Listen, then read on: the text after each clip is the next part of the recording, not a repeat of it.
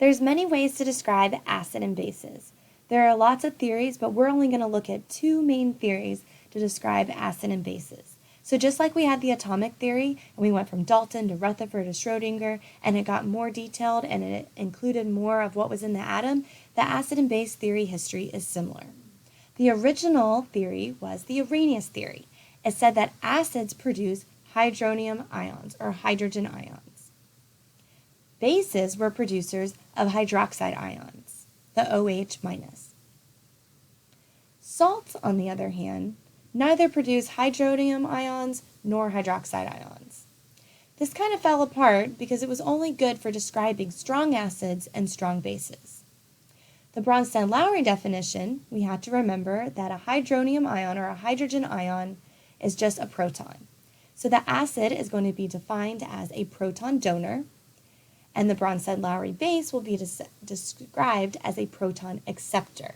So the Bronsted-Lowry is saying that the acid is going to produce that hydrogen ion, and then the base is going to accept it.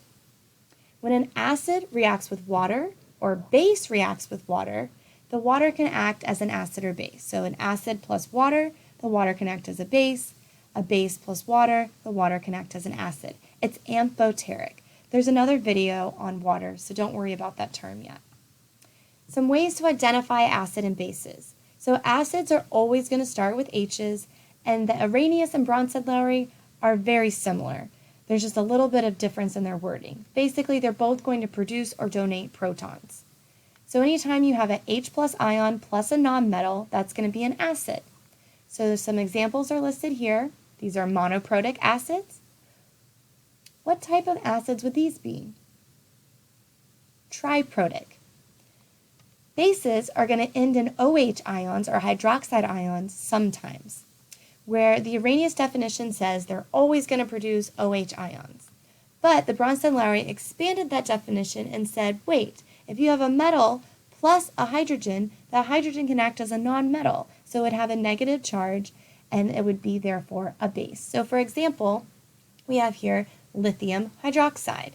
Lithium and then some hydrogen, so lithium hydride, and this is acting as a Bronsted-Lowry base. So these down here are only Bronsted-Lowry bases because they don't have OH ions. This 3 should also be a subscript. The sodium hydroxide and magnesium hydroxide, these can be defined as an Arrhenius base and a Bronsted-Lowry base.